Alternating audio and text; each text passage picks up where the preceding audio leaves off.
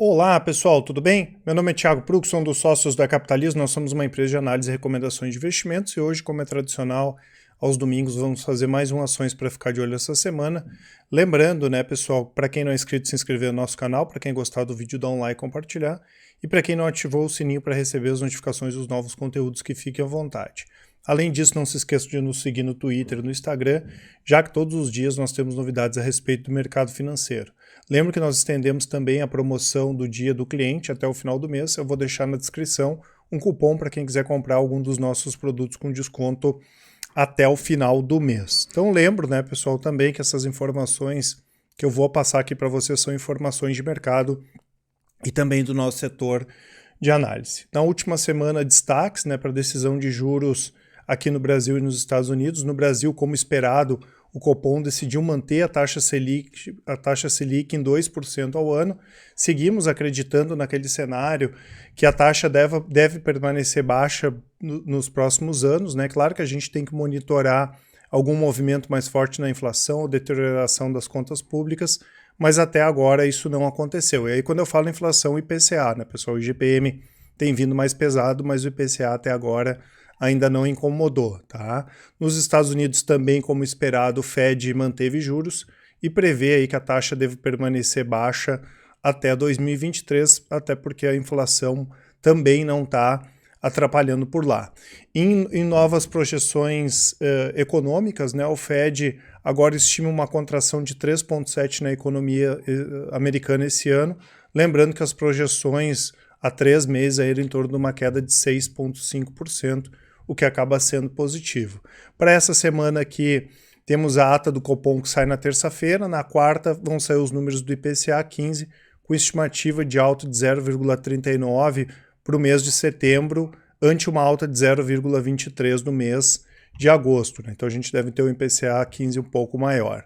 Em relação ao mercado, né, pessoal, seguimos aqui com aquele movimento de lateralidade, mas a semana fechou um pouco mais feia, né? Como tinha fechado na outra semana também, com o Ibovespa aí abaixo dos 100 mil pontos, tá? Lembrando que caso o Ibovespa venha a consolidar o movimento abaixo desses 98, 97 mil pontos, a gente poderia falar numa tendência de baixa aí de médio e de curto prazos, e a gente se posicionaria mais para a venda, falando mais de operações aí de médio e curto prazo, né? Boa parte das nossas operações de compra de médio e curto prazo, inclusive, foram encerradas aí nas últimas semanas, até porque o mercado entrou nesse período de lateralidade, né? Seja para aproveitar a venda via opções ou via venda de BOVA11, por exemplo, né? A gente estava posicionado comprado em opção de venda desde agosto, né? A primeira vez aqui que o Ibovespa chegou a romper o patamar dos 99 mil pontos, mas não acabou dando certo a operação, né? E se voltar, como eu falei, para 98, 97 mil pontos, daí a gente se posiciona de novo para tentar captar algum movimento de baixa aí no médio e curto prazos. Com isso, o Ibovespa fechou a semana 98.289 pontos, com baixa de 0,07, no ano a baixa é de 15%, o S&P também caiu 0,64, ainda assim no ano sobe 2,75%, e o dólar voltou a subir, subiu 1,31 no ano, a alta de 32,9%.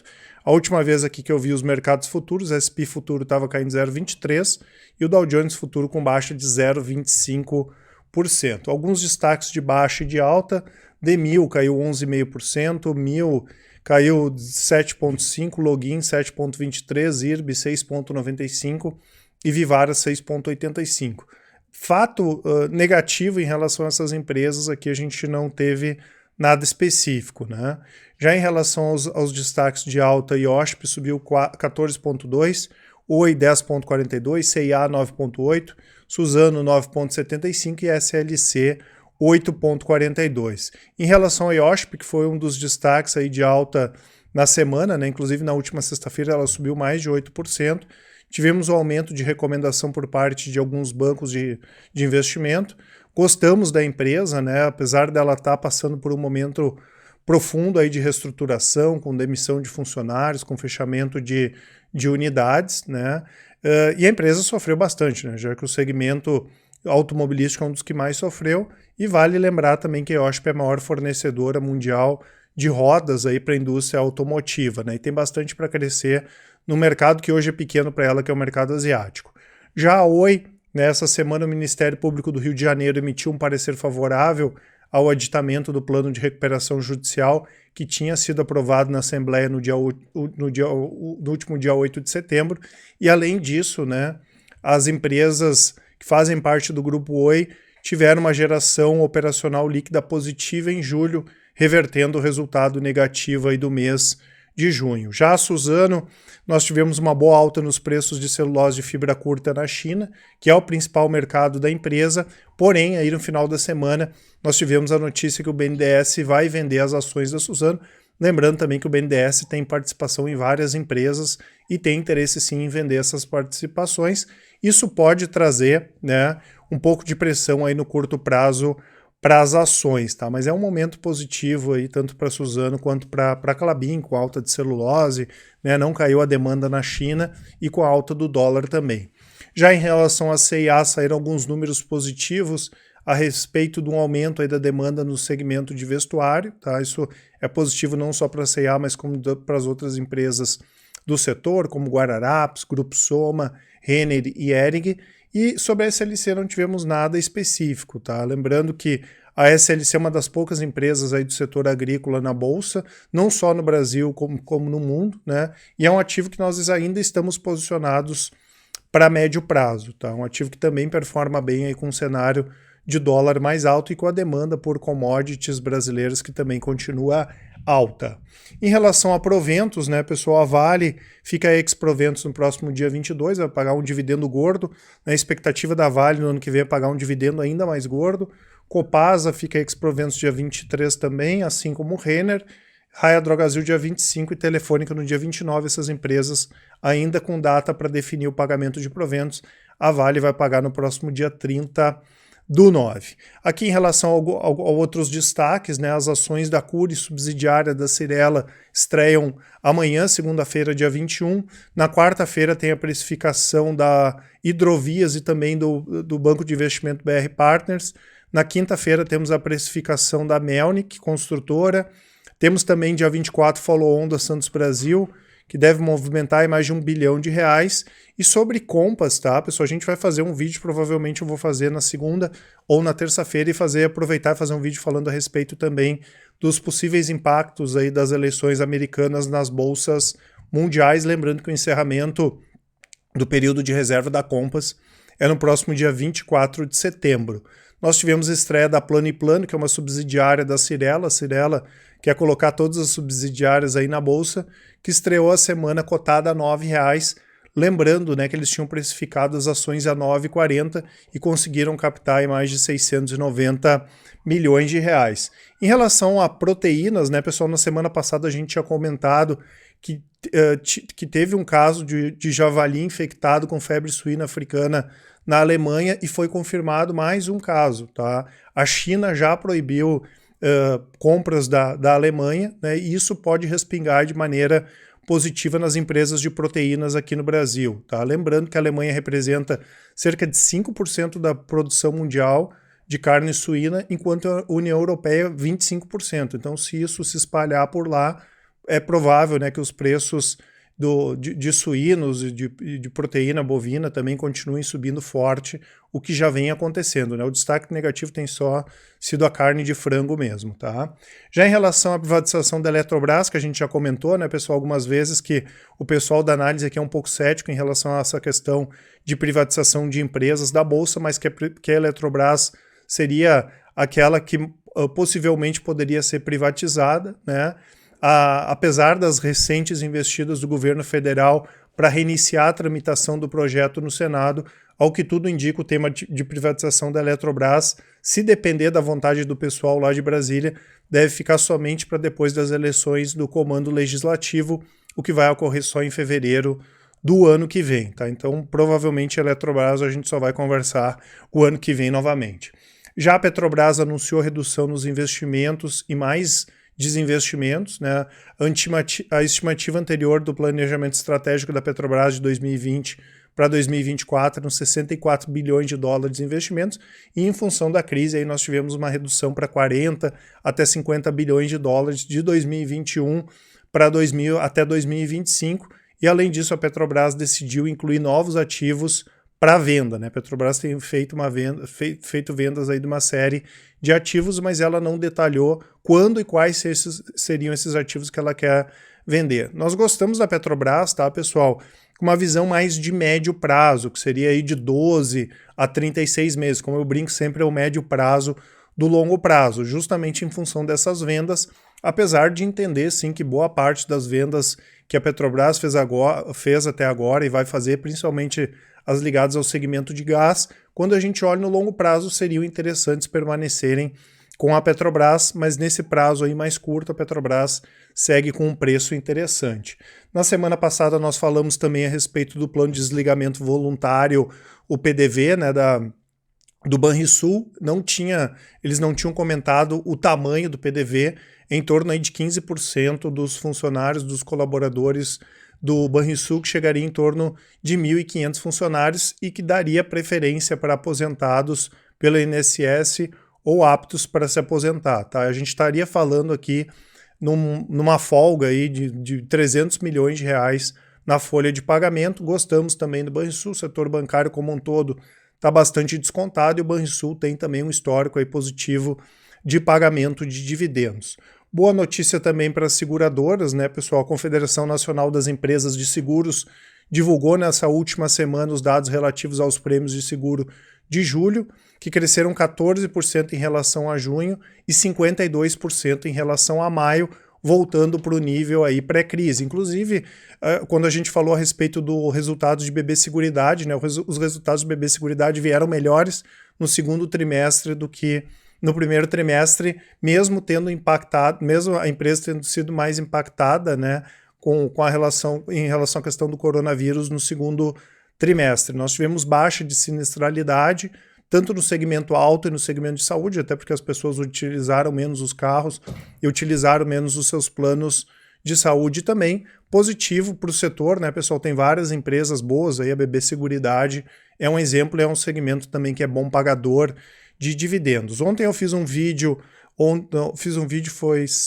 agora eu esqueci se foi sexta ou sábado, foi sexta-feira, falando a respeito do desdobramento de Magazine Luiza. Quem quiser vale a pena dar uma olhadinha, né? Até porque a gente não recomenda simplesmente comprar ações em função do desdobramento, mas é positivo à medida que tende a aumentar a liquidez, né? Fica mais fácil para negociar o preço das ações. No caso de Magalu, o desdobramento vai ser de 1 para 4 ações e de Raia Drogasil de 1 para 5, tá? Ainda não temos data para Magalu. Raia Drogasil, vou colocar aqui nos comentários a data que eu esqueci de anotar. Lembro também que no dia 30 teremos o Raia Drogasil Day. Para quem nunca assistiu esses eventos, vale a pena, pessoal. A empresa fala a respeito aí dos acontecimentos dos últimos anos e principalmente em relação a projetos futuros, tá? Dia 30, Raia Drogasil Day. Falando em aumento de liquidez, né, pessoal, a B3 vai reduzir o lote padrão para investimentos em BDRs e ETFs de renda variável, tá? Lembrando que hoje os lotes são de 10 unidades, vai baixar para 1 unidade e a decisão vale para o próximo dia 28 de setembro. Positivo, né, pessoal, à medida que melhora a liquidez também. A gente já comentou várias vezes que no nosso entendimento nem deveria ter na parte de ações essa questão de lote integral, fracionário, deveria ser tudo uma unidade só, tá? Acho que seria bem mais interessante, mas pelo jeito é o que ruma a acontecer aí nos próximos anos, né? E a Copel, pessoal, anunciou, já em relação à questão de liberação dos BDRs para investidores no geral, a gente ainda não tem novidades, mas assim que isso aí for aprovado, a gente passa para vocês. Já a Copel definiu o preço de venda da Copel Telecomunicações. Ela vai fazer um edital para leilão, tá? E o preço mínimo aí vai ser de 1,4 bilhão. O leilão deve ocorrer no próximo dia 9 de novembro, na B3, tá? A gente já tinha comentado aqui a respeito dessa possibilidade, né? Ainda assim, a gente espera que possa ser levantado um valor maior, quem sabe aí acima de 1,6 bi, tá? Gostamos muito da Copel, foi uma empresa que passou por um processo de reestruturação bem interessante aí nos últimos anos, inclusive foi a empresa do setor elétrico aí que eu mais ganhei dinheiro nos últimos anos, tá? Um ativo bem interessante. Já na semana passada, né, pessoal, até foi logo depois que eu postei o vídeo no ar, a Ser Educacional tinha anunciado uma oferta para compra da Laureate, né, que é dona da AMB Morumbi, por exemplo, aqui no Brasil, tá? E já essa semana aí tanto Ânima quanto Edux devem disputar também com a Ser Educacional a compra da Laureate, que é um ativo bem interessante, tá? Lembrando que são 3 empresas, apesar da gente não gostar do segmento de educação para longo prazo, essas 3 empresas aqui não se alavancaram, como a Cogna, por exemplo, né, e tem uma gestão bem interessante, Ânima, Ser Educacional e também a Edux, tá? E tendo mais novidades aí nós passamos para vocês. E nós tivemos bons números também, né, pessoal, de vendas online.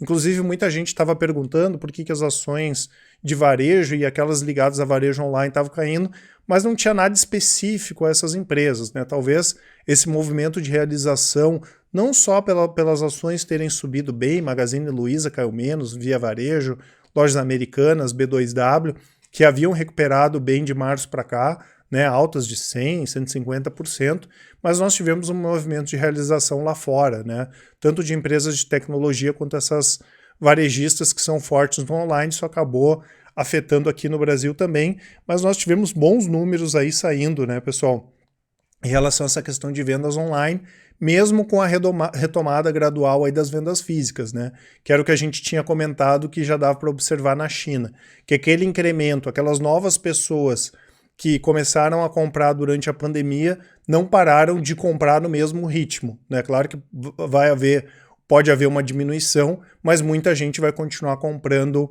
online, né? As vendas online subiram quase 117% em agosto em relação ao mesmo mês de 2019, né? E quando a gente pega, por exemplo, itens tecnológicos de casa, tivemos uma disparada de 253% em relação ao mesmo período do ano passado. A segunda posição foi o segmento de consumo, com alta de 175%, depois itens de beleza e saúde com alta de 132% e moda com crescimento de 68%. Lembrando que principalmente o segmento de vestuário hoje é um segmento que tem a menor penetração aí no varejo do e-commerce, né? E a perspectiva é que as vendas online cresçam pelo menos 140% em setembro em relação ao mesmo período do ano passado. Tá certo, pessoal? Essas informações que eu queria passar para vocês, né? Não se esqueçam de aproveitar o cupom aí para comprar os nossos produtos. Para quem é nosso cliente, né, pessoal, lembro também que a gente faz mentorias semanais aí a respeito, mais com enfoque educacional, mas para falar também a respeito das nossas operações. No próximo dia 25 teremos uma mentoria de operações de long short e também falando a respeito de fundos de investimentos, tá? E para quem quiser conhecer mais a respeito dos nossos produtos, temos o Top Fundos, que são recomendações de fundos de investimento, incluindo fundos imobiliários, o Invista em Ações, que são recomendações de ações para montagem de carteira de longo prazo, o Carteiras Capitalizo, que é a parte do Invista em Ações, Top Fundos, mais a parte de renda fixa, o Full Trader, que é o nosso produto de recomendações de médio e curto prazo, day trade, swing trade, position trade, long short, opções, mas também tem as recomendações do Invista em Ações e o Capitalismo Completo, que são todos os nossos produtos com desconto bem bacana. E além disso, no nosso site tem um conteúdo completo, né, pessoal? Blog, lista do Telegram, e-books, relatórios grátis, vídeo, podcast e tem todos os nossos contatos. Querem mandar um e-mail, nos chamar no WhatsApp ou dar uma ligada para conversar com a gente, nós estaremos 100% à disposição, tá certo, pessoal? Um abraço a todos e uma ótima semana. Até mais.